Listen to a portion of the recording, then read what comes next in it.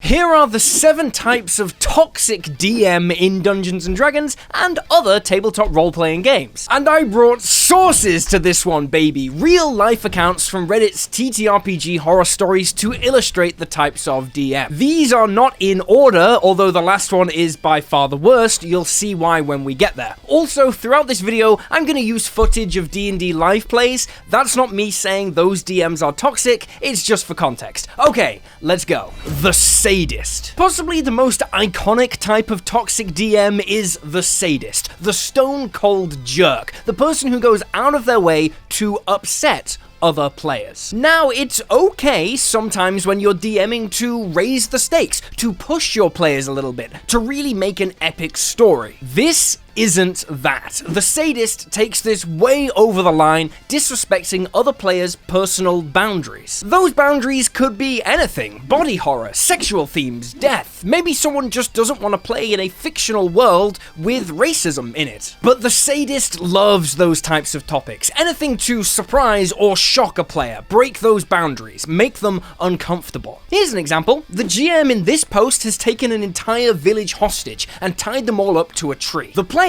try to talk the bad guy down with some roleplay. The GM refuses to even let them roll for persuasion and then sets fire to the tree, narrating in great detail how all the players' characters' childhood friends are burned alive. Hashtag Game of Thrones. Before we see how the story ends, spoiler alert, not well, let's talk about why the Sadist DM does this. Sure, some people are just jerks and want others to be unhappy, but that is very rare. More likely, the Sadist DM thinks they're pushing their players to the limit. This'll get them really excited to take down the bad guy because it shows how horrible they are. But it doesn't actually work. If a GM purposefully crosses a player set boundary, it doesn't raise the tension, that player will just stop engaging. Bungee jumping is terrifying because there is a bungee cord letting you jump from a helicopter. But if there wasn't a bungee cord, you would never jump out of a helicopter, so there's nothing scary, the experience just doesn't happen. Players' boundaries are that cord, and if the DM cuts it, the players just won't play. Case in point, in our Reddit story, the players saw their childhood friends burned to death and just ran away. And that was the end of the campaign. The DM got so upset with that response, he ended up actually crying. Does not sound like a healthy table, honestly. The Sadist DM essentially says that your input and your boundaries on this narrative do not matter. I will decide what you experience. And at that point, you're not really playing D&D because it's not a collaborative storytelling experience at all. The Reprobate. So while the Sadist makes people uncomfortable with their actions in-game, the Reprobate makes people uncomfortable with their actions and behaviors out of it. The most obvious example is a DM hitting on a player at the table. You know, the stereotypical creepy vibe. Sure, DMs can be creeps in-game too. Stuff like forcing pregnancy on a player character. Stuff that isn't playing the game, it's just like your fetish, bro. But the Reprobate is outside the game, commenting on people's bodies, initiating physical contact without consent, generally breaking people's personal boundaries. Essentially, the Reprobate uses the game and their tiny position of power within it to hit on someone. And sure, TTRPGs are social events. We've all heard of people falling in love amongst the rolling dice and screaming kobolds, but let's be real. The middle of a game is the wrong time to lay down some moves, and the Reprobate is either A, too socially unaware to realize that, or B, much worse, simply doesn't care. A friend of mine had to leave a game because the DM just wouldn't stop touching him in real life. It was weird. It made him uncomfortable, it made the other players uncomfortable, and the cringe damage alone was enough to kill a Tarrasque. But that's 2 toxic DMs relating to player boundaries. Let's talk about one focused on game mechanics. Hey everyone, do you love playing with yourself? Lord knows I do, especially when things get hard. But let's not beat about the bush. It is a touchy subject, but we need to bash this one out. Of course, we're talking about solo D&D. Have you ever wanted to run a busted build that's amazingly fun to play, but horrible for everyone else? Maybe you just want to test out a build before running it in a full campaign. Or maybe getting a full group together regularly is tough, but you need that TTRPG fix. Well then, you need The Mystery of Witchhaven, a 5e solo story, no DM, maps, or minis required. Fight monsters, cast spells, meet NPCs, and find treasure, all within a self-contained story, with multiple paths for repeat plays and narrative choices that matter. You can dive into The Mystery of Witchhaven by picking it up today on Kickstarter, link in description. And if you're hungry for more solo adventures, you can get 10% off all previous titles at obviousmimic.com using code DNDShorts10. Link to that also in description. The Controller. The Controller DM is a railroader turned up to infinity. They essentially see the entire world and game as theirs, and the players are just kind of along for the ride. This is the DM that has unkillable bosses, because they've decided that that monster isn't going to die here. They call for rolls that they know can't succeed, because they've already decided they won't succeed. They're the type to make players roll and re-roll saving throws until they fail, because that's the response they want to get. And this is just so boring. It constantly reinforces the idea that player actions don't matter, because to the controller, they don't. The players aren't equal collaborators, they're just an audience, and when they do something the controller doesn't like, that's like an audience heckling them at a show. At the very best, the controller then gets frustrated, and at worst, they start taking their frustrations out on players, killing and brutalizing characters for diverting from their path. This is the DM who insta-kills the rogue for trying to sneak past the dragon they planned for them to fight, or executes the wizard on the spot for casting suggestion on the guard captain. The controller isn't actually interested in playing D&D, they just want an audience for their story, and they're willing to let other people think they're playing D&D for that to happen. The best cure for these types of DMs is probably just to write a book if you don't actually want to play through a story together. The Usurper. The Usurper is the most understandable and sympathetic type of toxic DM, after number 7, obviously. This is the DM who runs a DMPC, or Dungeon Master's player character. Other toxic DMs abuse their power in some way, but the Usurper doesn't even want that power. Really, they want to be a player. So they make their own characters and try to run them alongside the party while also being a DM. Not only is this impossible, because no matter how good at roleplay they are, they have metagame knowledge, it also takes focus away from other players, and D&D is already a slow game. In combat, you're already hanging around when it's not your turn. Throw in a DMPC and that's just more time where all the players are sitting down watching the DM play with themselves. And that mental image is honestly appropriate. This is very,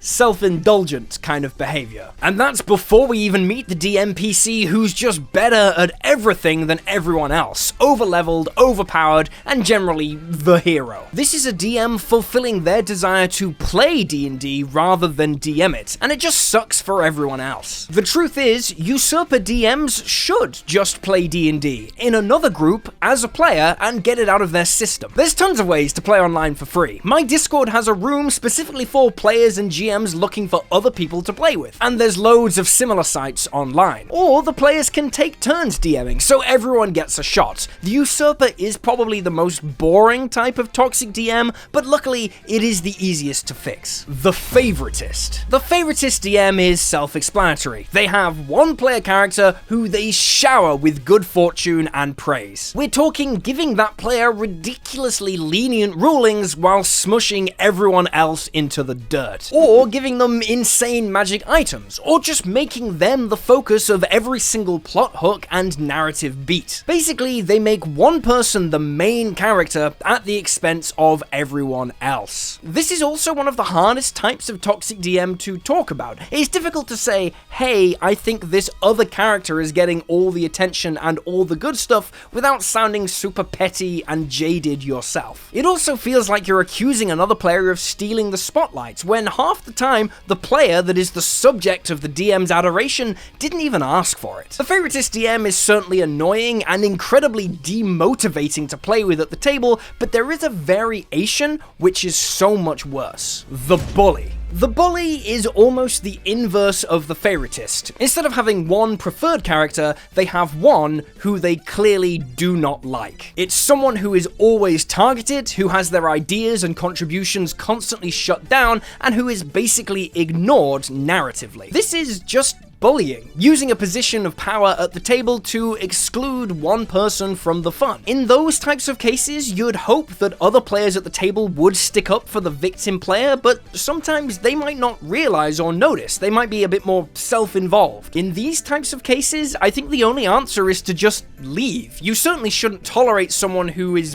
bullying you in any situation, and certainly not in your free time in a game. As always, being the victim of bullying says nothing about you, it always says something about the bully. They're the person with the stuff going on. Way better to just get out of there. But there's one type of toxic DM that's different to all the rest, and is by far the most common. It's time to talk about the Atlas. The Atlas DM takes their name from Greek mythology. Atlas is the titan condemned by Zeus to carry the weight of the heavens on their shoulders for all eternity. The Atlas DM is the same, and they carry the weight of running the game very hard. These are the DMs who worry constantly, belittle themselves all the time, work way too hard, and are plagued with doubts that their players are even really enjoying the game at all. The Atlas sees everyone else's happiness at the table as their personal responsibility, because they are the DM, right? They are the most likely type of DM to compare themselves to other DMs, either in their real life or from live plays, and by far the most likely type of DM to burn out. They're also the most likely to relentlessly consume D&D products and media, always looking for that secret sauce to make the perfect game, which obviously doesn't really exist. Essentially, they're the most at risk for financial exploitation. And they are everywhere. The myth that every DM is this long-suffering martyr is so ingrained in D&D culture that it's not even a stereotype, it's just seen as the norm. But the Atlas DM is wrong. The responsibility for every player's enjoyment at the table isn't on them, it's everyone's shared responsibility. A great game isn't made by the perfect DM, it's made by everyone, and you certainly don't need to spend any money at all to play great games. This hobby is, and will always be, free. And most importantly, it is normal and healthy for people to get tired of D&D and for games to end. Yes, we all know that Critical Role and other live streams run for years, but those are not normal. Most people play the game for a bit, have a blast, and then, yeah, move on to a new hobby. And that's not the DM's fault. The Atlas DM lives in fear of this totally natural cycle, never really trusting that their players enjoy their game and taking it personally. The Atlas is unique in the sense that their primary victim is themselves, and I don't really know how to fix this behavior either. D&D culture can feed anxious personality types, and I don't think saying, just don't worry about it, bro, is necessarily going to help. We should all care about the well-being of everyone at our table. The Atlas DM just forgets to care about themselves too. And ironically, that pressure makes them a worse DM, because not only are they gonna burn out way faster, and then there's no game for anyone, but the pressure can make them very controlling. There is a direct line from the Atlas to the controller if the anxiety gets to them. There's really only one trait that every toxic DM and player shares, and that's that somewhere along the line, they don't respect a person or people at the table. For the Atlas DM, that is themselves. But without that respect, no matter the form it takes, you're just not gonna have a healthy, fun, lasting TTRPG game. If you want to grab awesome D&D materials for your games for free, you can download a homebrew pack from my Patreon right here. Completely free. If you like it, you can subscribe to support the channel and get more materials every month for players and DMs. Also remember to like and subscribe, check out other videos on the channel, and yeah, that's all I got. I'll see you next time.